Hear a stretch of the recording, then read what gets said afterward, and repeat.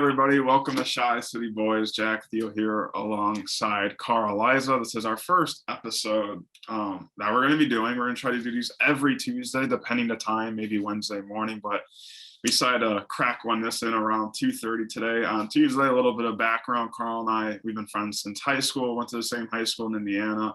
I live in Chicago now. Carl lives in the burbs of Chicago, so we decided, why not do a podcast, talk about some sports in Chicago? I mean, we talk about a lot of sports anyways, but we just never recorded ourselves or put it out there. So we decided why not. So that's why this is also called Shy City Boys. No, not a reference to the Island Boys.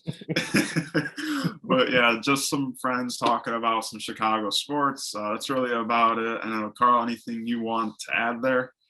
Not really. Just we the Shy City Boys. We love Chicago. We love the we should DM. I don't even know the guys who sing that song. Should DM them and make. It'll probably cost a lot of money. I don't know what their names are. Yeah, I don't even know what they're. I don't even know is it a song or is it just like a TikTok sound? Is it actually a song? I think it's actually a song, but it's not a good song. No, it's not at all. I saw a video. Melody. I saw a video of them getting booed in a club in Miami. Yeah.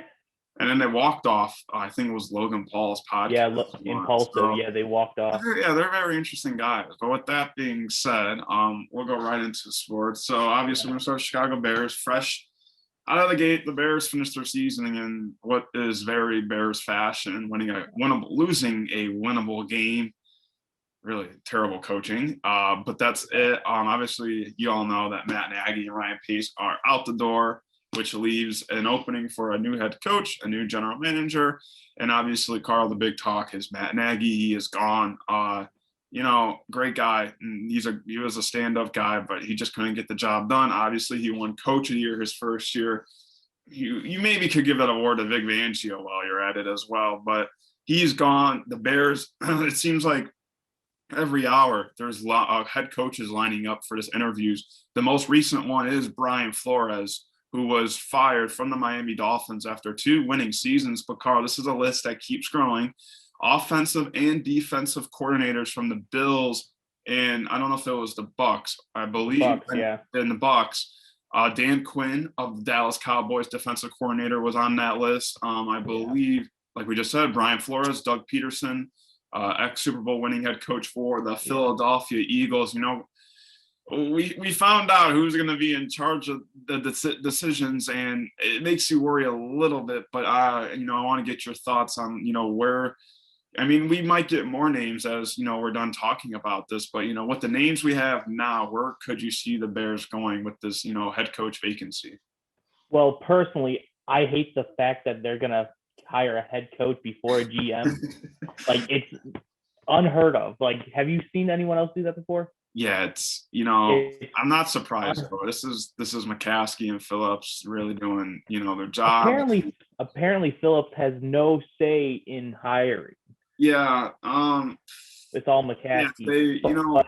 That's a load of crap. For a franchise that kind of, has had some, I won't say controversy, but with just signings, trades, hirings, it really derailed yesterday in that press conference.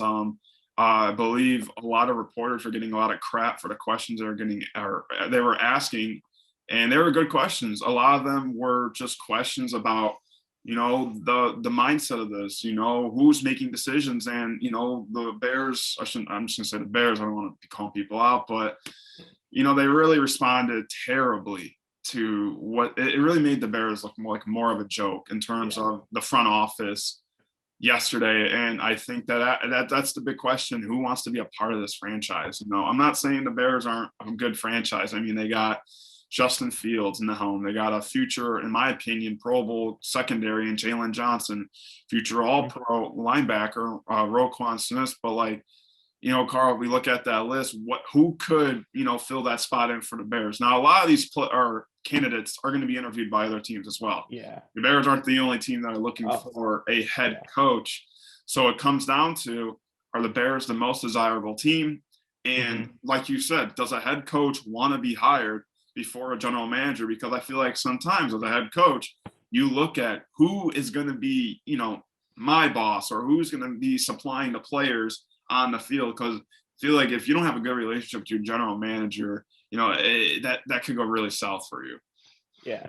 So I have a list here. I'm going to start with the most possible. Okay. And then the longer it goes, the least likely it's going to happen. Okay. So it's going to most likely, least likely? Yes. Okay. Yes. So number one. Okay. So most likely Brian Flores. Like you said, last 2 seasons, winning record. Young quarterback. Young quarterback in Tua, but a lot of people don't like Tua.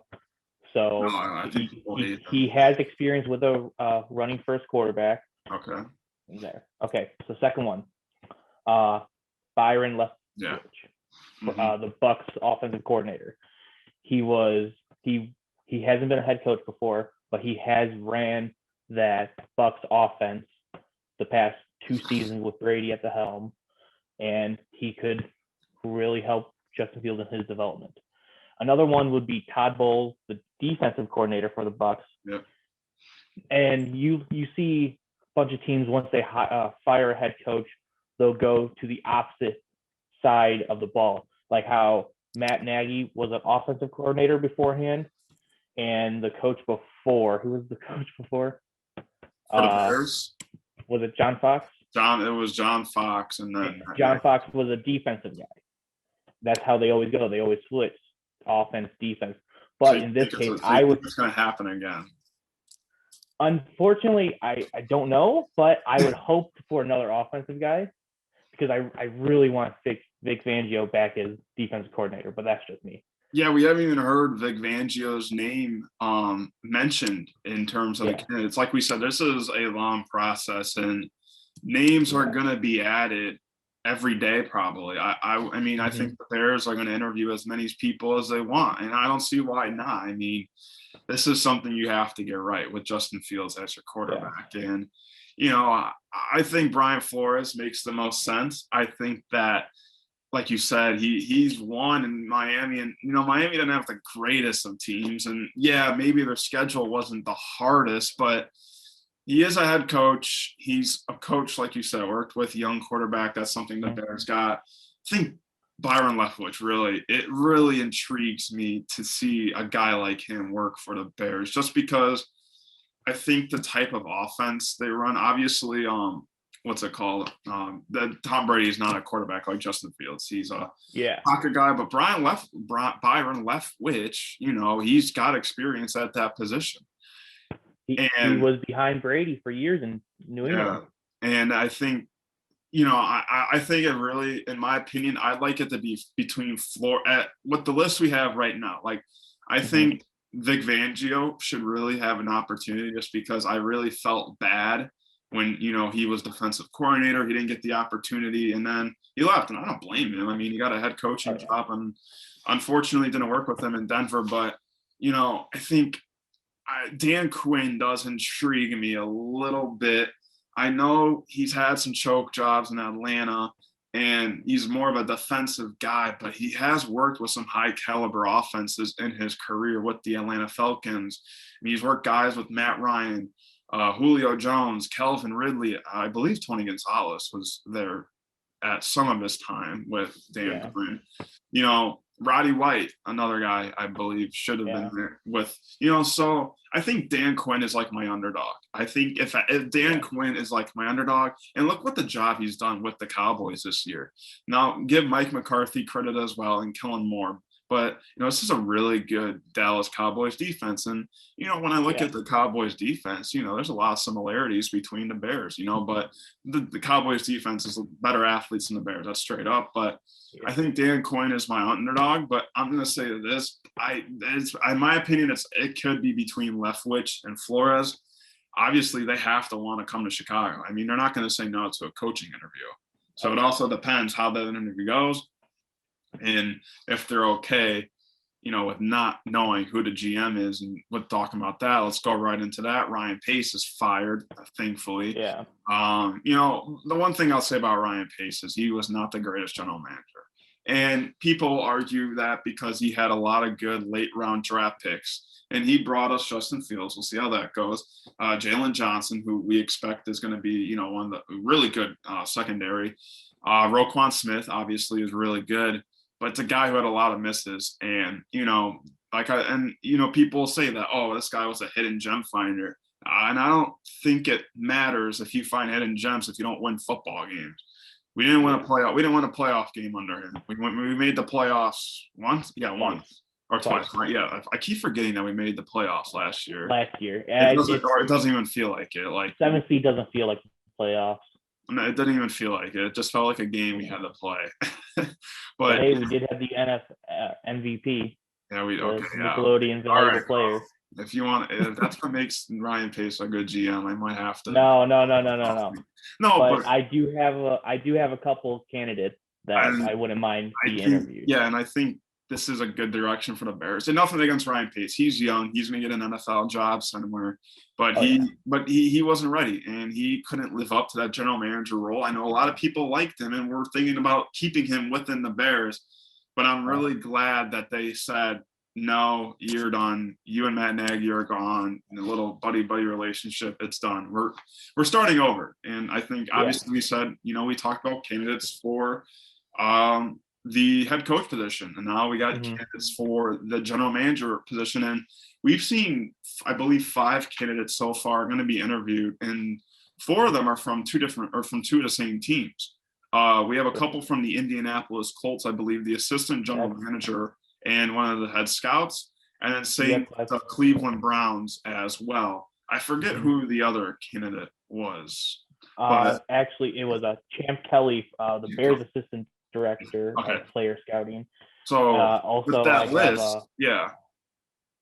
I also have Morocco Brown, the Colts director of college scout drafting. You really like the Colts, don't you? No, you were just saying about the Colts. I'm just saying. So. And then also the Colts assistant GM, Ed Dobbs. I don't know too much about any of them, but Colts have a good roster.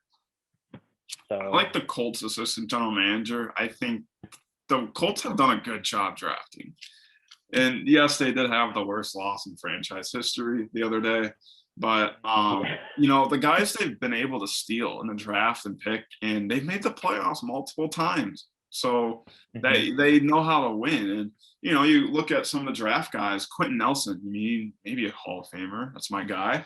Darius, in the league, I think. He probably, he went to O-line University. Think about, Darius Leonard, Jonathan Taylor. There's a couple, and these are guys are all pros at the end of the day. And that's why I think he's an intriguing choice. But I'm telling you, if I could have one guy, this is my dream of general manager, is Louis Riddick. I want him. He would. I know he would do it, and he would. He's taught, and he's been asked about it so many times, and he said it's the Chicago Bears. Like I think I think having a former player as your general manager would be huge. I think that especially for the morale. I think he could also just attract so many people, free agents, tradings, and in general, like I would say, if I'm the Bears, I would get rid of everyone right now in terms of offensive coordinator, defensive coordinator, coaching, and GM. Already coaching GM are gone. But honestly, I would have a fresh slate. This is my dream scenario. I would bring Louis Riddick in to be my general manager. Head coach will be Harbaugh or Flores. I don't think Harbaugh will come. Michigan's going to give him an extension and probably like a Lamborghini or something, whatever Michigan does. He was on my list of less likely. I think, I don't think it'll happen, but this is my dream. I think Vic Fangio returns as defensive coordinator. I know that's unlikely, but I think he'd love to get back that role and come back to Chicago. Offensive coordinator is a very interesting one. I believe the Bears are interviewing the Packers offensive coordinator as well. Yeah, I think that my number one candidate for an offensive coordinator would be Joe Bryant, because he got a unfair shake in Carolina. Okay, he'd be interesting. I wouldn't mind him as the offensive coordinator, because he had 3 very let's just say, bad choices at quarterback. Old Cam Newton, Teddy Bridgewater, and now Sam Darnold. Come on. Yeah, Sam Darnold like that. She was not that bad. I do get what you're saying though, and he really did a good job with I think running back committee. I mean, yeah. You remember when Christian McCaffrey got hurt? Mike Davis looked amazing. Yeah. And then got him a big contract. Chuba Hubbard looked this year, and then Chuba Hubbard looked really good this year. And he used his tight ends very well. Obviously, I know this because he went to Notre Dame, but Tommy Tremble had a really good season as a rookie for a tight end. And I do think that's a very good point, Carl, about having him there. I just think the Bears just gotta start fresh. It's something they got to do something. It's what the Bulls did, and we'll talk about that later. But they did that. Yeah. They literally said, "All of y'all get out. We need new people," and it's working very well. White Sox kind of did that, but not really with the front office. Cubs, they didn't really do that. They just switched their manager. Hawks did that in probably a terrible way. But I just think they gotta get rid of everyone, man. I think I think even the president and the owner need to go, but that's not going to happen until unforeseen circumstances. But it seems like that. I don't know. I really don't know what their minds. No one knows what they're going to do. But Jack, let's stop talking about the bad. Let's start talking about the good parts of the season. Okay. The good part. I don't know. I have a couple. What the good parts? I have a couple good things that happened with the Bears this year. I got 4 guys. Okay, hear me out. Okay, Roquan Smith. Everyone thought he was a bust after last season. Really? Everyone thought it was a bad contract. I didn't think so at all. Okay, well, personally, I did not. I didn't really hear much of that. So that's what I heard. But let's just compare the stats from last year to this year. Last year he had 20 tackles and only 2 sacks. Okay, not great, right? This year he had 49 tackles, 18 and a half sacks, and broke the single season record for the Bears held by Richard Dent. And he only had 1 game without a sack, and that was against the Raiders. Which is surprising because the Raiders' O-line isn't that great. It's better than you would expect. No, it is better than you expect, but it's not like it's not star-studded. That's exactly. Well, here's the thing. He's 34, 35, and I don't know how much is left on his deal. Do you try to trade him while he's 2 hot? years. Do you trade him while he's hot? Or do you keep him and maybe say goodbye to Khalil? What would you get for a Khalil or a Roquan? Because right now, I think they're valued. Roquan, you mean Robert Quinn? Oh, my bad. Robert Quinn. Okay, I was gonna say Roquan. I ain't trading for anything. No, Roquan ain't going nowhere. So I see for Mac. I don't know what the market is. I don't know what the market is for Mac anymore because he's had 2 underachieving seasons. Yeah. And I would say the least I take is I at least have to have a second rounder for Khalil Mack. I'd say a second. Yeah. For Robert Quinn, I don't know what the market is because he's old and he had 1 good year, and I get that. But like you just said, look at his stats last year and the contract he's on. There's a very big possibility he can have that same season next year like he did last year with only 2 sacks. Yeah. And I would trade one or the other. I think both have big contracts like we talked about. He's only 31. Okay. So, but if you trade I think the Bears already have a lot of money going into this free agency. But if you were to trade one of them, I mean, imagine how much cap space that opens up for more players. Because in my opinion, the Bears, they don't need both of them. There's a lot of areas, and we don't know what's going to happen with the key mix. We don't know what the deal is with him. So I think the question is, what do you do? Do you keep both? Do you free up cap space and get at least some picks this year or next year? Like I said, Robert Quinn had one of the best year in Bears histories in terms of sacks. Yeah.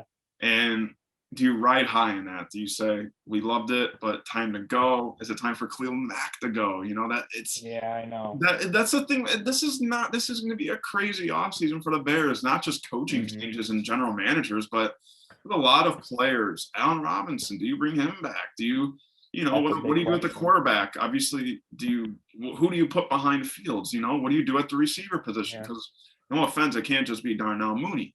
What do Yeah. you do with the running backs? What do you do with the secondaries? Like, this is just the endless opportunities and conversations that Bears fans are going to have over these next several months. Yeah. As you said, cornerback, the next person on my list I wanted to talk about was Jalen Johnson. In 2020, he only played 13 games, didn't have a pick, but he had 15 pass deflections and 44 tackles. Not bad for a rookie year, right? Yeah. He improved coming into this year. He played 15 games, he had 1 pick, 9 pass deflections, and then 46 tackles, which is, I think, a big improvement just considering he played 2 more games because of the less injury. Yeah, I mean, Jalen Johnson, he's the guy. I think, he did have a lot of learning opportunities and he did get burned on a couple of plays, but that's because he covered everyone. But he's young and he never well. really got a mentor. Kyle Fuller was there for 1 year and he's gone. Mm-hmm. So yeah. I think he's going to be a really good player. I think the Bears got him at a good point. I think that injury in college, I don't want to say it helped the Bears get him at a good spot, but when you look at it helped. If he doesn't get that injury, he doesn't follow the Bears unless the Bears get. He goes in the first round. Yeah, so I think for the Bears, that injury kind of helped him out because he hasn't had. He did miss a couple of games, but nothing too serious. Yeah. Next person I want to talk about is David Montgomery. Now I know we had an unstable offense, so we should have ran when we passed and passed when we ran and all that. But he only played 13 games this year, Montgomery. Yeah, he missed. He missed. I think he played less than 13. Did he? He played 13 games. Okay. Wow, felt less. And for this year, he had 849 yards, 3.8 per attempt, 7 touchdowns, and 1 fumble. Last year, he played 2 extra games of 15, had 1,070 yards, 4.8 per attempt, 8 touchdowns, and then also 1 fumble. Now, he's allowed a contract extension. Would you extend David Montgomery off of the past 2 years? No, I'm trading him. I'm trading him. I'm trading him for anything I can get. Look, I would also agree with that because we have Khalil Herbert. If not even that, if you look at the past Super Bowl winners and majority of the playoff teams and just this year's playoffs, none of them, or I shouldn't say none of them, some of them do. But in terms of Super Bowl winners, when's the last time a team had a high paid running back? Ooh, that's a good point. Not the Bucs last year. They split not the Bucs. Not the Jones. 2 years ago, Chiefs, they split it. They didn't have Clyde yet. You go back to the Patriots, the years they won it, they didn't have a high. James White was Rex Burkhead and all those guys. Yeah. You go back to the Eagles when Philly. No, they were at a committee. Yeah. Yeah, you're right. Yeah. That's my point. Don't pay your running back. David Montgomery is really good. And I think he's one heck of a running back, and he's going to be a Pro Bowler again. And I think the thing is that the Bears don't need him right now. And we Khalil Herbert. We saw Khalil Herbert. He was amazing. Oh, yeah. And I said this before the trade deadline, I would have traded him. I still stand by that. And I think his value, I wouldn't even try to get picks for him. I try to get just some type of players for him. There are a lot of teams that might pay him, and I just think if you look at the highest paid running backs that were pretty much this year, a lot of them got hurt and missed time. Injured. Christian McCaffrey, Ezekiel Elliott, Dalvin Cook, Derrick Henry, all those guys are one of the highest paid running backs, and they missed time. Zeke's not Zeke anymore. It's the wear and tear that a running back's body goes through. They're not able to sustain that. Look, it's not like the 80s and 90s where you got Barry Sanders and Walter Payton breaking tackles and everything. And that's Derrick Henry. But Derrick Henry, he got hurt for the first time, seriously hurt, and we'll see how he responds from that. But the recipe for winning doesn't seem like it goes through a running back. It goes through an O-line and, whoever else you have. And I just feel like I would trade Montgomery. Like I said, keep Khalil Herbert. And then you still have Tariq Cohen. I mean, Tariq Cohen's getting paid $7 million. Do you trade? I mean, do you trade Tariq Cohen as well? Because I think he's like a top 15, top 10 paid running back right now. I wouldn't even call him a running back. I'd call him I would keep Tariq. I would keep Tariq just because he has that, that just elusiveness, and he can do both. But I would trade Montgomery and let Khalil Herbert take the reins, and if it doesn't work, then draft another running back. But at this, I think Montgomery, before any more serious injuries, before he gets worse, if he does get worse, I don't know what's going to happen, but I think you get rid of him while his value is high. And I wouldn't have any regrets if I were a general manager and I traded David Montgomery. I'd be like, thanks for your years. You played your ass off, but now it's time for, a new chapter. Absolutely. So the last guy I wanted to talk about is, of course, the star rookie of the year for us, Justin Fields. He was the star rookie of the year. He barely played. Well, he was supposed to be. I'm just messing. Yeah. But just like with the David Montgomery thing, unstable offense. Well, he only played. I think it's the coaching. I mean. Oh yeah, exactly. That's exactly unstable offense. He got screwed over. Yeah, but let me just get to the stats. So he played in 12 games. He started 10 of them. He had 1,870 yards passing. He went 7 touchdowns, 10 interceptions, and his QBR. Do you know what his QBR was? Was it like in the 50s, 60s? 26. Oh wow! And you know the average QBR, right? Isn't the average is 50, right? The average is 50. Yeah. Yeah. And he got sacked 36 times. Sounds like Jay Collar days. Yeah. And so the seven touchdowns, 10 interceptions, that you could put that on him, but it's also the opportunity to throw the ball. So in 10 starts, 1,800 yards, it's not terrible for a rookie, right? I mean, I think for Justin, I'm not really worried about him. You look at I'm not worried either. You look at the games he played, and out of my understanding, the only team he got his butt kicked, or 2 games were to Cleveland and Tampa Bay. I might be wrong, but if my understanding, really only 2 games he was really blown out. Other than that, he really put us in the win in every position. And he showed flashes. Like, that's all we needed from a rookie year. And I think, like we talked about the coaching, I think not having David Montgomery for a part of that was kind of hurtful, just because, I feel like him and Montgomery had a good repertoire. I mean, Herbert was still learning the offense, and Fields didn't really have anyone out there that really knew the offense besides Darnell Mooney and Jimmy Graham. And, Jimmy Graham was on and off the field whenever. But I think, Fields didn't really have the weapons he needed to succeed. I think you can't have Darnell Mooney as your number one. No offense to the guy. He's not. No, I agree. He's not ready for it yet. He also had I think he had top 5 in drops this year. I think Darnell Mooney is poised to make that case, but not yet. And I think, what Justin, if you go, Carl, you should know, you're an Ohio State fan. If you go back to his Ohio State days, what did Justin Fields have around him? Weapons. He had guys that can beat you on any kind of coverage, whether it was man or zone. Chris Olave. What else was in Chris Olave, right? Yeah. There was Olave. There was Wilson.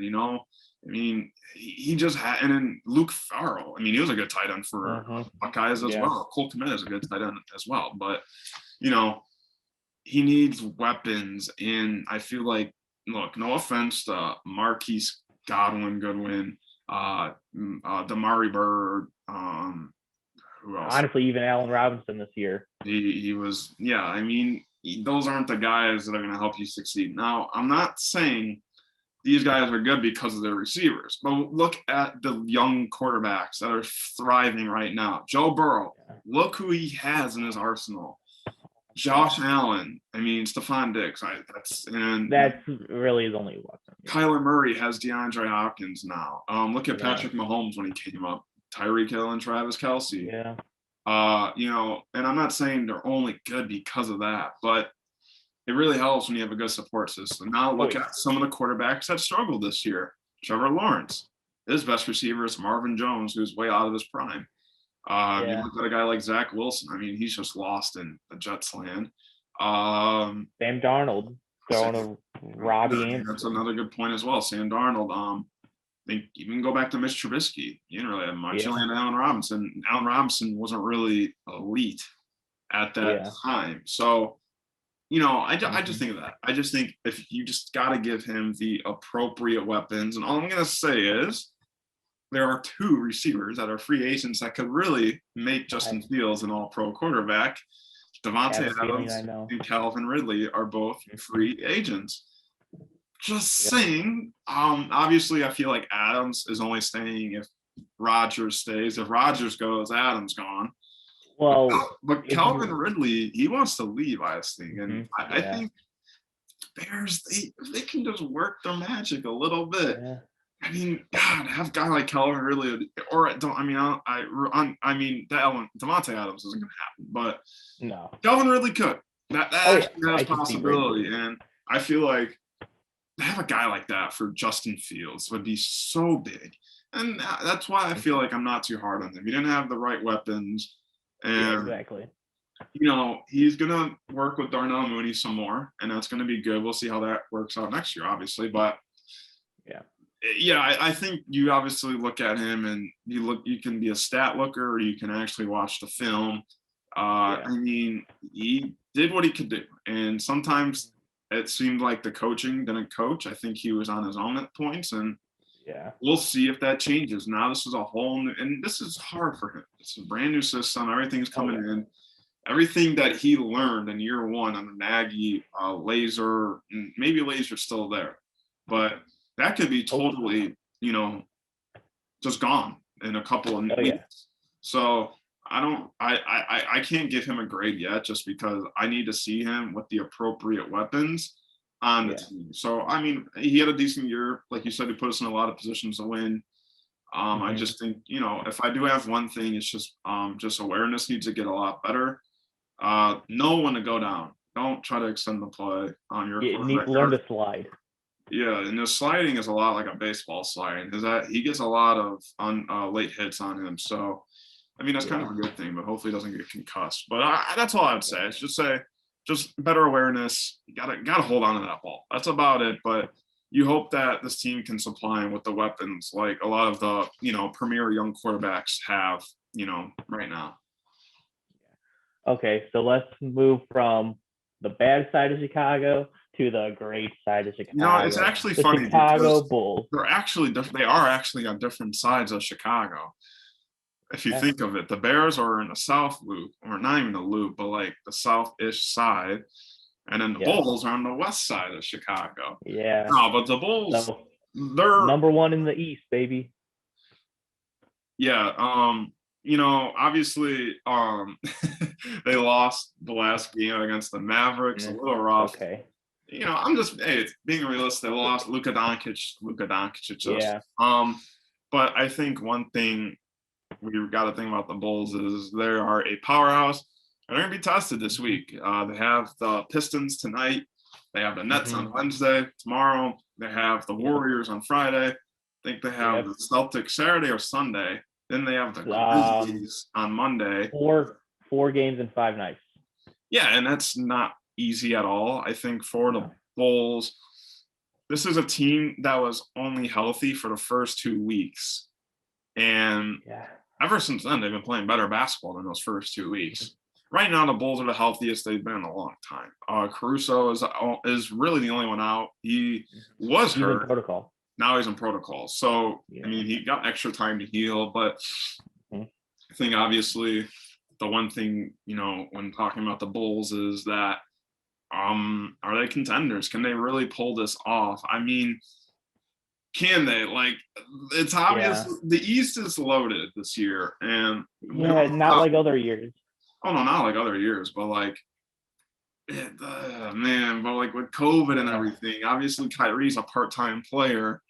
what's going to happen with Ben Simmons? You know, are the Bucks Yeah. just going to do it again? What, you know, it's a lot of questions going into this Eastern Conference, and the Bulls have made it even more complicated for those, you know, people asking those questions.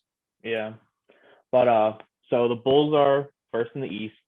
They're 2 games ahead of Brooklyn, and Brooklyn has not beaten Chicago this year. They've played twice, and they play again tomorrow. But That's this gonna be a good time, game. and it's in Chicago, so Kyrie's gonna play. Is it? He can only play road games, right? Okay, He can yeah. only play road games, yeah. And And so far, it's at 9 o'clock too, yeah. But and it's on we, ESPN. we still got to worry about KD and Harden. So that's a big 3. They haven't played this year together, have they? Did they play the first game together? They never have against the Bulls specifically. No, not no. I know, not against the Bulls. Oh no, But yeah, the first game Kyrie was back. They all played together. yeah, okay. But so far this year, KD's averaging 30, 6 assists, 8 rebounds. And Harden's that's our problem. We all know this. Harden's averaging 22, 10, and 8. He could average a triple double. And Kyrie, he had 22 points on his first game back. So if I don't know, man, it's gonna be a tough game. Here's my thing though about this Nets team. Okay. So I don't know how long this part-time Kyrie thing is gonna work or last. I don't know if he's ever gonna get vaccinated or not, but it's so like, let's say you play the Nets in the playoffs. Obviously, Exactly. but so say obviously when you're home, you have the advantage. Now, let's say you're the Bulls. So Bulls and Nets Eastern Conference Finals. When the Bulls play in Chicago, Kyrie plays, but the Bulls are home. But when I go to New York, or not New York, Brooklyn, no Kyrie though. So like it's like I don't get. I'm not saying Kyrie needs to get vaxxed. I'm just saying like I don't know how this is like. I don't know how you judge the Nets. I like obviously with all 3, they're probably the best team in the East.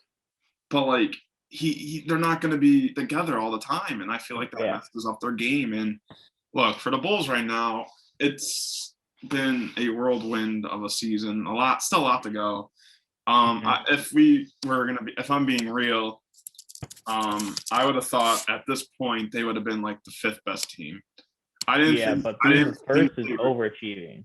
I didn't think they would gel this well together. I said after the All-Star game is when they'll probably be like 2nd or 3rd.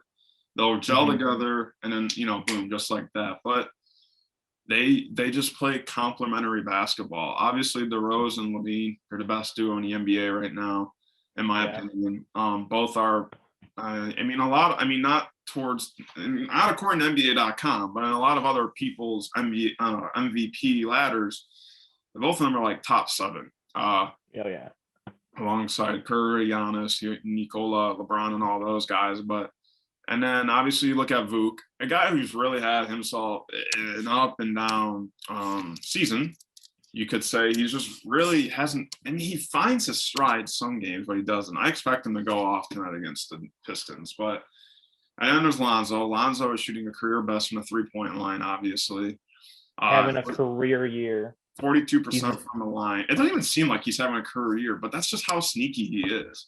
He's the perfect fit for Chicago.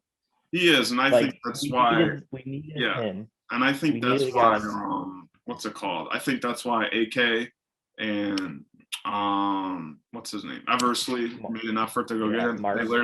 They literally tampered the system to get him right away. No, Carl, they actually proved it. Like I know. The Bulls lost a 2nd-round pick because of it. But it's not till like what 2025, 2026. So and then obviously the biggest question is power forward. That's just been fluctuated between Derrick Jones, Devontae Green. Obviously, no P. Will. Maybe he'll be back in the playoffs, but this is where they're not pushing him. This is where you bring the conversation, though, Carl. Yeah. The trade deadline is coming up. Obviously, have interesting pieces. The guys that are available, anyone's available. It's a trade deadline. Yeah. But the guys who could be on the move to any team, Domantas Sabonis, Miles Turner, Jerry Grant, Ben Simmons, Thaddeus Young, maybe Bradley Beal. I mean, obviously, if you're the Bulls, the two guys that attract you, in my opinion, are Grant and Sabonis.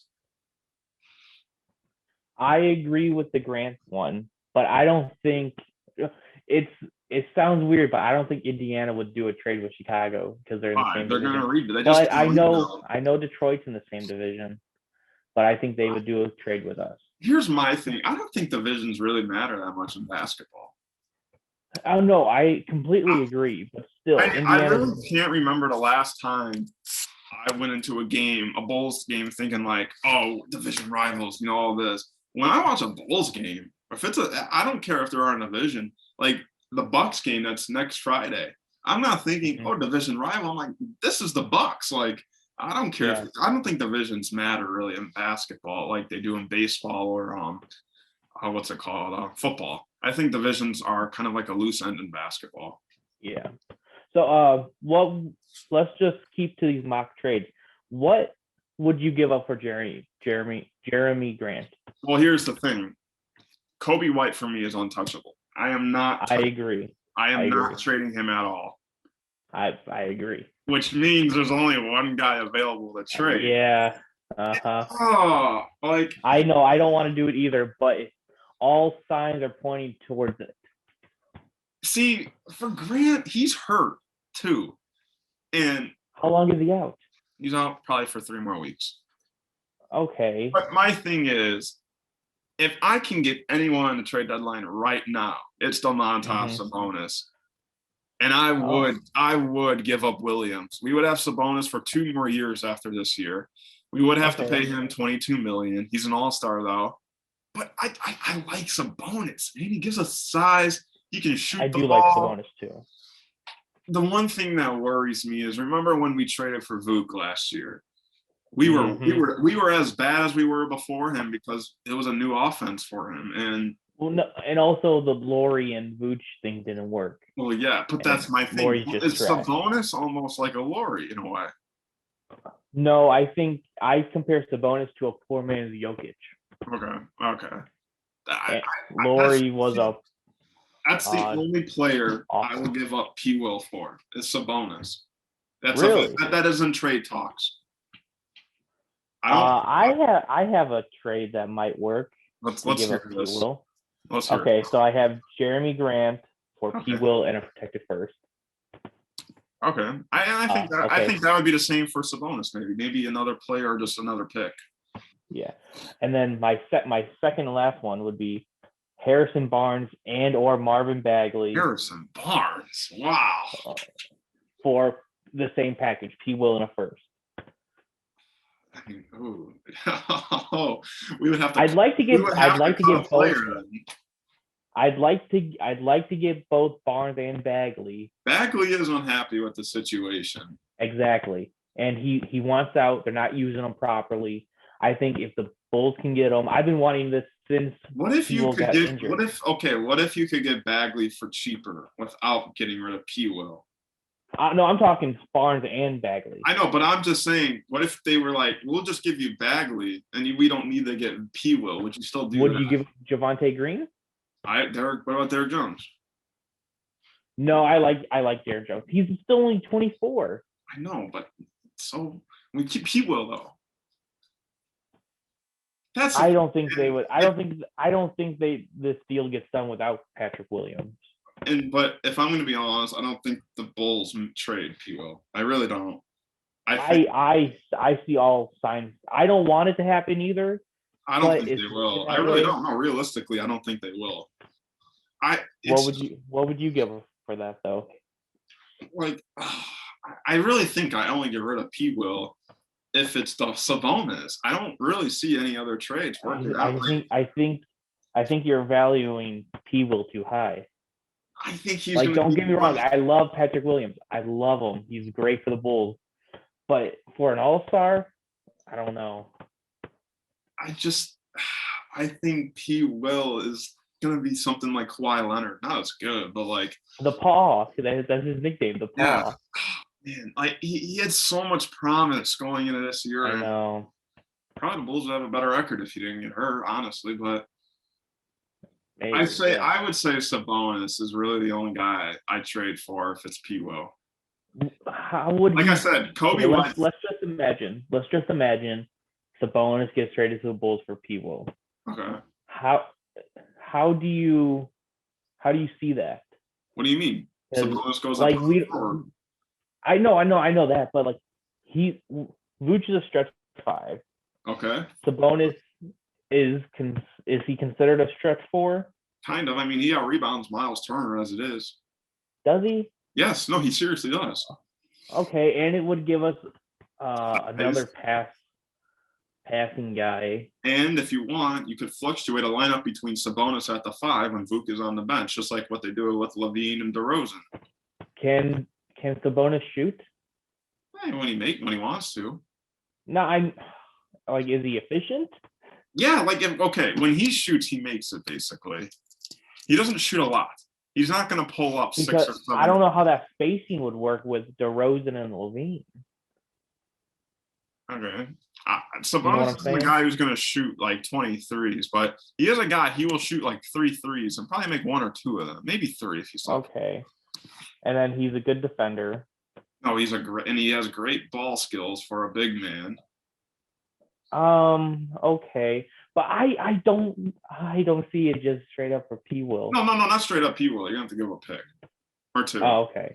No, I'm just saying the only player-wise on the Bulls, Mm-hmm. that, I mean, P. Will, in terms of P. Will, the only way I'm giving him up is for Sabonis. I don't want Ben Simmons near the Chicago Bulls. I feel like I don't want Simmons either. Cancer to the Bulls. He would kill us. Grant, he has like a year left, and didn't he sign there last year? Obviously, it'd be dope to have a guy, a Grant in a Bulls jersey again. All the family, relations and all. Yeah, his brother. Well, but I mean, his uncle is Horace Grant. Oh yeah, and his brother. That's kind of what I was referring to. Okay, my bad. But no. So if I'm giving up P. Will, it's only for Sabonis. That's it. But if the Bulls don't make a trade, I'm fine with that. Because I believe the team stays like this, it'll be okay. P. Will, I believe, is on track to return in the playoffs, like a little Kyle Schwarber thing. I don't know the necessary timeline for him, but I believe there's no timetable. I mean, he's been shooting at games. He still does have a little cast on. Actually, saw him. Yeah, they're not pushing him at all though. They're not badgering him to come back. Actually, he took the cast off. He is progressing in rehab. This was today. Okay. By Rob Schaefer. He took it off. Basically, he's rehabbing. He's taking him off his belt. That's about it. They haven't said there's a timeable return for him. Just basically, they're trying to get him back into action. So, what's it called? It was in late October, so they put a 4 to 6 month timeline on his recovery. Basically, that's a window in late February, early maybe April. The playoffs are in April, so they can really take their time, and he probably could return for the playoffs. And I think that's going to be the question. If he's rehabbing well, they're not going to trade him at all. And like we said, Kobe White's untouchable. He has really thrived in this role in terms of a bench scorer. He's really the guy we need off the bench. He's on. No offense to Caruso and Io, but they're not guys that we could trust to score. Love Caruso. Fun fact: Io leads the team in 3-point percentage, actually, in terms of qualified shooters. Oh wow! He's like 20, I love Io. He's like 29 or 49 from 3. Yeah, he's the heart and soul already of this team. And I think of Caruso, you really see the difference in defense without him. I think that's where the Bulls really struggle, and especially that game against the Mavericks. When Lonzo was out, there was no one really to guard Luka. I mean, it was Io, but no offense to Io, he's not ready for that yet. A guy like Caruso could have really done a good job, and Caruso, this would be huge to have him, because tomorrow, obviously, Kyrie's playing. Obviously, Friday you get Curry. Saturday or Sunday you get the Celtics. Monday is John Morant. So, I actually found this out before we recorded. Klay Thompson might not play against the Bulls. Why? The Warriors have back-to-back games on Thursday to Friday. The Bucks on Thursday and the Bulls on Friday. Steve Kerr said today that Klay Thompson would miss one of those games. He would not play a back-to-back this early. You think he would sit the Bucks game because I would the be Bulls so game is more important? honestly, I would be so mad if he skipped that Bulls game. Like, come on. Yeah. It's the best team in the East. Like, yeah, I think they'd rather have Thompson play the so-called better team at this point because Milwaukee's no slouch. They're only what 3 games back. They haven't looked that good this year. That people are, You can't. I am saying, deny Giannis though. yeah, you can. He's still foul him. He's what? You just foul him and make him shoot free throws. What do you do? You can't do the hack a Shaq thing. I don't know why the Suns didn't do it. Like, that's why they lost. They didn't do it. But yeah, so okay, so we talked about how the Bulls have hard games and the schedule of those games. This is the Bulls schedule coming up, and we went through a hard schedule earlier in the year. We got battle tested. We lost games we probably should have won, and we won games we probably should have lost.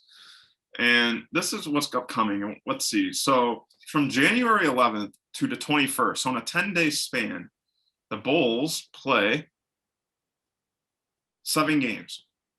In those 7 games, their opponents are the Pistons, the Nets, the Warriors, the Celtics, the Grizzlies, the Cavs. Don't sleep on the Cavs. Yep. And the Bucks. What do you think? What do you think their record could be in those 7 games? Yeah, probably be 5-2. Really? So who are the losses to? Probably. Possibly the Warriors. Okay. And then the Celtics sneaky. Really? So that means, they have to go to Milwaukee. They have to go to Memphis. Yeah, away games aren't bad because there's Bulls fans all over the country. Especially the one in Milwaukee, there's going to be some. Exactly. So I'm not too worried about Brooklyn because of the chemistry thing still. Yeah, we'll see. Warriors, Curry is nuclear. He can go off at any point. 2 of those games are on. 3 of these games are going to be on national television. Wednesday against the Nets, Friday against the Warriors, and Monday on Martin Luther King Jr. Day against the Grizzlies. That seems like it always happens. The Bulls never play an MLK Day. I think the Grizzlies do. The Grizzlies do, but the Bulls never play an MLK Day. I remember a couple of years ago, they played on MLK Day against the Grizzlies, and they blew them out by like 50. Is this so? It was a couple of years ago. I don't remember when, but it was a thing. Interesting. I don't remember if this ever happened. I know the Grizzlies always play on MLK Day just because of MLK. Yeah. But so what would you say the record is after what? So you go 5-2. 5-2 is you're sticking with? Okay, yeah. Carl. So I found this out for you. It wasn't a blowout, but they did win by 4. Well, what? Doug McDermott had 31 points off the bench. What year? 17. I was gonna say 7. Listen to this Grizzlies lineup. It's Mike Conley, Tony Allen, Chandler Parsons, Jeff Green, and Marc Gasol, and they had Zebo off the bench. And Vince Carter was wow. on the team. Wow. And for the Bulls, their starting lineup was Michael Carter-Williams, Jimmy Butler, Paul Zipser, Taj Gibson, and Robin Lopez. I totally forgot Michael Carter. That was when that was the team of D Wade, Rondo, and them when they were all. Oh yeah, where we in the playoffs. Yeah, when we won the first we could have beat the Celtics if Rondo didn't get hurt. Hurt. Oh, okay. I this is tough for the Bulls just because I'm not sleeping on the Grizzlies anymore. They got some bad dudes on that. They do. What do you think the record is? They had 3 guys in the player of the week conversation this past week. Mm-hmm. John Morant ultimately won it, but they also had Jaren Jackson, I believe his name is, or Jaren or Josh, and then Jaren Jackson Jr. Desmond Bane If you've not Desmond Bane, if you haven't heard of Desmond Bane, you better he's get a out. dog. He can shoot. This guy can shoot the ball like a madman. Mm-hmm. I don't know. See, the Bulls are going to win tonight. They're going to beat the Celtics. They're going to beat the Cavs. That's 3 wins. I don't know if they go to Milwaukee. That's tough. What about the Brooklyn Warriors game? I don't know about. I say they beat Brooklyn, and then the more I talk about this game, the more I'm intrigued to buy tickets for this game tomorrow. It's a 9:00 game. Tickets are only $50. Oh, wow. You know, and there's actually a deal like half-price drinks and food from 7:30 until tip-off. Oh, wow. That's what I'm saying. And the more we talk about this game, the more, and I forgot Kyrie can only play road games. I don't know why I thought it was home games, but I don't know, man. I don't know if we can beat the Warriors. I really think we need Caruso to beat the Warriors. I really do. I just think his defense really helps us. But last time we did play the Warriors, we did have a big lead on them. We just kind of took our foot off the gas pedal. I think we beat the Nets. I think the home crowd, Chicago, you know, it's the Kyrie 9:00 game. Fans might be a little more boozed up than usual. Oh yeah. I'll give the Nets win. Warriors. That's No. Depends on if it doesn't even depend on if Clay plays. No, I'm so tired of hearing the Warriors. I think we beat them just because. Okay. I have people that are Warriors fans, and I'm so sick and tired of hearing all this Curry talk. That okay, so that's 3 for 3. That they're gonna be, winning again. No, I'm done with this. Klay Thompson's the savior. No, I'm done with that. We're gonna beat them. I don't know if we beat the Grizzlies. I really don't. They're a good team. So 3 for 3. We beat the Celtics. We beat the Cavs. 5 for 5. I think. I don't think we beat I really don't think we beat the Grizzlies. They're hot, and they've beaten on this win streak teams like the Suns, the Cavs, the Nets, the Clippers, the Lakers. I give them credit, and they do have a game tonight against the Warriors. That's what I'm saying. Game. But I just don't know who's going to stop John Morant. I mean, he's just on another level right now. So I'll give the Grizzlies that one if I'm going to be a realist. Then we're going to win. We're going to win in Milwaukee. That's a home game for us. I think. I think so. 6-1. 6-1. Wow! And I could be better record than I think. I could be terribly wrong. But I think going into this Bucks game, we haven't played them at all this year, and I think this could be the start of a rivalry. I really think so, especially if Giannis stays for his whole career. I think this could be the start of something, just because you have a guy like, obviously the Bucks are the kings of the East right now. They're champs, like we talked about. Here come the Bulls with the chip on. I mean, you've heard DeMar DeRozan talk about it multiple times this year. They've got a chip on their shoulder, and I'm sure Zach Lavine has that same chip. I'm sure Nikola Vukovic and, Lonzo Ball all have the same chip on their shoulder, that, hey, we're the Bulls and we're back. And I'm going to tell you this, I'm not going to be at the game in Milwaukee, but there are going to be a lot of Bulls. The Chicago and Milwaukee are very close. There are going to be a lot, and that's a Friday night. A lot of Bull fans are going to be at that game. So I really think the Bulls could go on. I want to be I wouldn't be shocked if the Bulls lost that game, but I don't know, man. I think the Bulls, they're hot. DeMar and Zach are playing well. I just think they play with that attitude, kind of like the Warriors have, when they were really good. Everyone would hate it on them, and now it seems like the Bulls are getting not saying a lot of hate, but if the Bulls start winning, a lot of people are not going to like that, especially. And I don't see why. But only Chicago fans. It's because it's the Bulls. Everyone's gonna say, "Oh, they're pretenders. They ain't anything." Yeah, it's a 1 year. Been good and they're gonna hear that. They are gonna hear that, and that's gonna piss them off.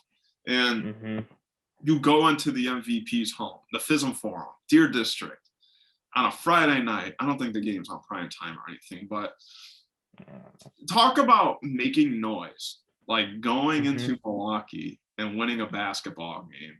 And I mean, you can make more noise this week by beating the Nets, Warriors, and Cavs and Grizzlies and all that. But I just think Caruso might be even back by then as well. But, you know, if the Bulls can just contain Giannis to at least 20 points, 25 points, and Middleton to 25 points, I think they could win this game. I mean, the Bucks have been struggling a little bit. They've lost 2 straight, both to the Hornets. No offense to the Hornets. They're a decent team, but the Bulls are a lot better than the Hornets are. Yeah. So we'll see how it goes. A big week for Bulls fans. Obviously, the Bulls are good, and I'm going to talk about this at my radio show with the Paul. So basically, I'm just going to repeat myself, but I think this could be, you know, a huge week for them. They're like top 3 in every power rankings. They're top 3 in terms of overall record. They beat some of the best teams in the NBA besides the Warriors and the Bucks and the Grizzlies. Well, they haven't played 2 of those teams, but this is your chance. They haven't played the Bucks yet. That's what I was saying.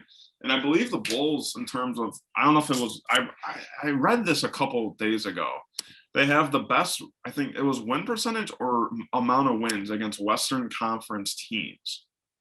So that's also interesting. They also have the second most wins in the East against teams above 500. Oh, wow. So they do play to a good strategy. And yeah, in terms of winning percentage, the Bulls have the best record against the Western Conference. So, well, in terms of the Eastern. Yeah. So that's interesting. But here's also another interesting fact: the Warriors are 14-3 against the Eastern Conference. It's, you know, we'll see. ESPN. I hope Mike Breen's calling one of these games. I want to hear him yell "bang" when Lavine is at 3. I don't know which one he would call, because the Nets and Bulls are on at 9:00, and then the Bulls and Warriors are on at 6:30. I don't know which. He works for the New York Knicks. I think he calls the later games. I wish there was like a page, like you could check, like who's calling. But yeah, I don't know how that works for him. I think I think he'll call the Nets one just because Kyrie and them are all there. You know, it's the Bulls. I would like to see him call the Bulls and Bulls and Warriors. But I think if you want some Mike Breen, it's gonna probably be the Bulls and Nets, because I'm trying to look at the schedule right now for Friday's games, because the Bulls because there's always doubleheaders on ESPN. The Bulls got the first part of it. The second part is the Mavericks and Grizzlies. I don't know why Mike Breen would not want to call Bulls and Warriors. We might get Mike Breen on that one. And then on Wednesday, the first part of ESPN is the Mavericks and Knicks. So actually, he might call that game since he works for the Knicks. He calls the games for the Knicks anyways. Yeah, so he might work that game and then do Chicago and Golden State on Friday. Yeah. I don't know if I've ever had a conversation about having Mike Breen call Bulls games before, but that's where that's kind of where the Bulls are at right now, I guess, just because they're good and we get the best commentators in the sports. But we'll see. It's going to be interesting times, obviously, for both Bulls and the Bears. It's the Shy City Boys. Remember, we're going to be every Tuesday, maybe Wednesday morning. Our videos will upload on our YouTube page at Shy City Boys. Make sure to like and subscribe. Also, you can just listen to us if you hate our faces on Spotify, Apple Podcasts, and Google Podcasts. And if you would love to join our show and, you know, talk or just call in, feel free to give us a comment in our YouTube section or our phone numbers, which I'll put a little graphic in there. But if you want to join a show, maybe you have some stuff to say. Maybe you agree with us. Maybe you hate us and you want to call us out. Be my guest. We would love to have the attention. We'd love to have the guests. This is the first episode of Money at Shy City Boys. For Jack, Theil, and Carl Lyza, we want to say have a good one. Stay warm out there. And we'll see you next Tuesday, everybody.